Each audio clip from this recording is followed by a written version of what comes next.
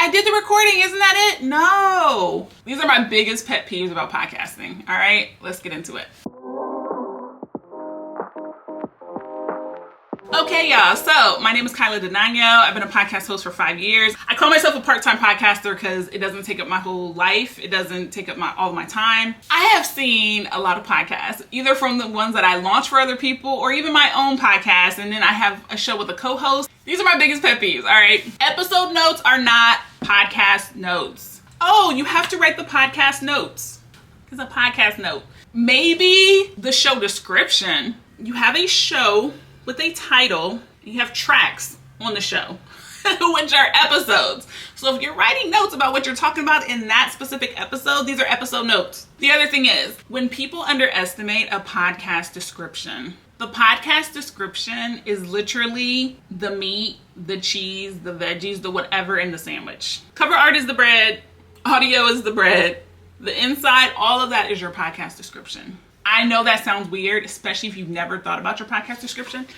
But if I start a podcast talking about reality TV with my homeboy who was obsessed with reality TV, and I don't say that to y'all, I just say overanalyze podcasts. How does Apple Podcasts know where to share it? How does Spotify know where to share it? They need your podcast description that says, have you ever told your friend about that hilarious show and they said, oh, I would never watch that, and you get them to watch it? TV, reviews, reality stars. Now they're figuring out what kind of things to say, right? Your podcast description is extremely important. Now, you can have it be as long or as little as you want. I've certainly seen some that are multiple paragraphs. I've seen others that are like 5 sentences. If it gets the job done, it gets the job done. One of my biggest pet peeves is when people undervalue the amount of time and commitment it takes to podcast, okay? You sit down, you record it, boom.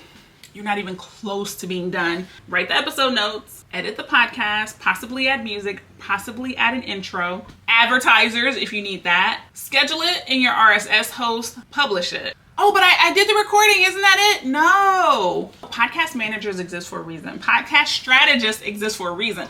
Once it's recorded, that is literally foundation. That is literally the floor. All of the rest of the work starts from there. So-and-so famous podcaster might make it sound easy, but there's a lot of work that's involved in making something sound easy.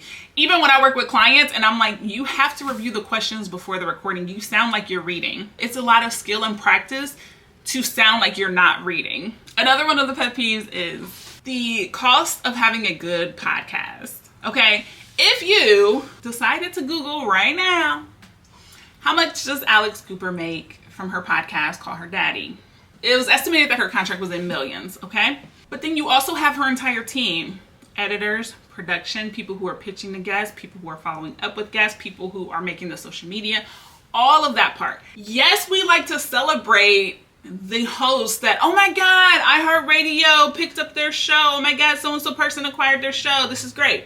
The cost of all the other people who are doing the rest of the work is very, very expensive. And so I like when prospective clients come to me and they're like, I want to sound like this. Great. Here's your proposal. Oh, okay. I don't want to pay that. So the real thing is, this is my budget. How good can I sound for this budget? Right? Because we've all seen those like janky kind of movies where you're just like, how did this even get on my TV? That is a lower budget, and that will be a lower budgeted podcast as well, right? And that does not mean that it's because they recorded it with their phone. I'm not saying that the equipment is low budget, because you can definitely start a podcast very inexpensively for like $25 a month, period.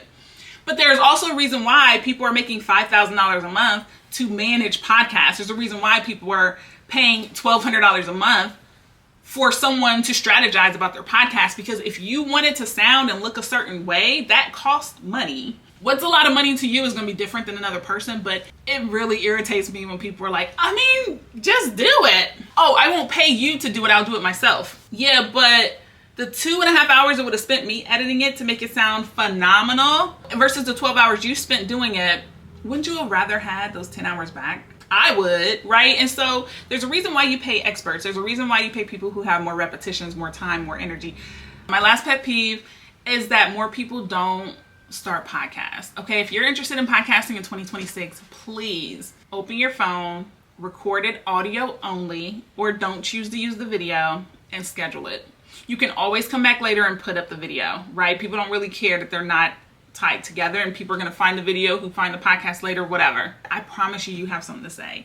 And I work as a podcast manager, editor, strategist. If I could launch an edit podcast for everyone, I absolutely would do it, because I believe that everyone has a story to tell. Everyone is unique. Everyone has a different sense of humor. I would love for you guys to all share it. But there's just not an unlimited amount of time and energy and resources, right? Start your show in 2026. Start your podcast. Give it a couple months. And if you're like, it is really hard, you can outsource the pieces that are making it really, really difficult, okay? Start it, and then you can outsource the other pieces, like editing and managing and even strategizing and finding guests if you need to, as you grow, okay? Because I just know that there's way more stories that need to be shared, and people aren't doing it, okay? So get in the comments. Let me know, what podcast are you trying to start? Did you like my pet peeves, or did you think they were kind of silly? See you guys in the next video.